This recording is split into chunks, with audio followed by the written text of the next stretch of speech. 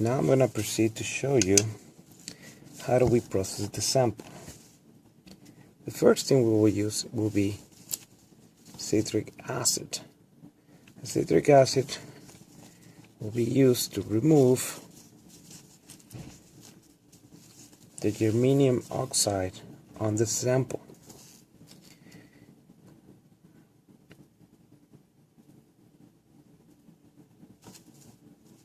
As you can tell, the surface is very reluctant to take the citric acid. So we work our way through, we put it on the wafer, making sure we cover all the areas, and we eventually wash it off from it. We come back on it to make sure that we have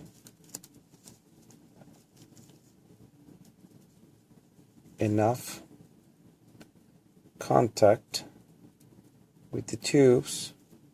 You do not want to scratch the wafer, but eventually what you're doing is moving the bubble. A good idea might be that with your pipette you add some and remove it back, and essentially you want to wash it really well. You can use a chem wipe or paper towels. We can actually do this safely. Then, after you have done that, which is very quickly, you will come up with water. Water is also known to remove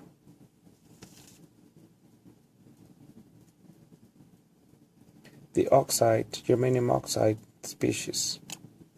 So once you have done that, you will actually use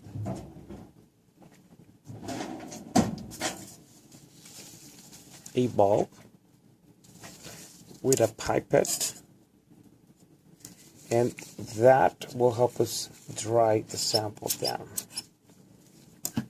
For that you can use the base, like Scotch tape base, to hold your slide. That's the purpose of the slide. And you can actually see all the water molecules moving out. So you want to dry this sample,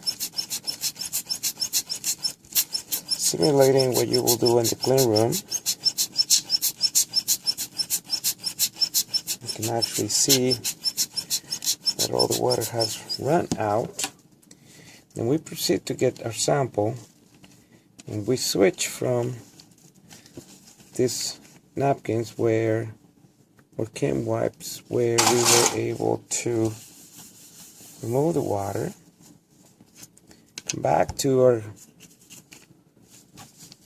petri dish to hold the sample, and we can come in with the desired treatment.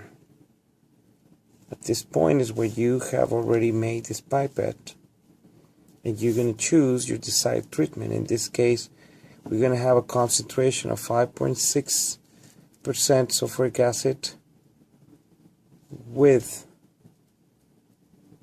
persulfate in a ratio that in this case is a 1:4. So advantage is that you can shake it and you can mix the solution really well. What you will do now is you will add a small drops of the sample, of the solution, on your sample,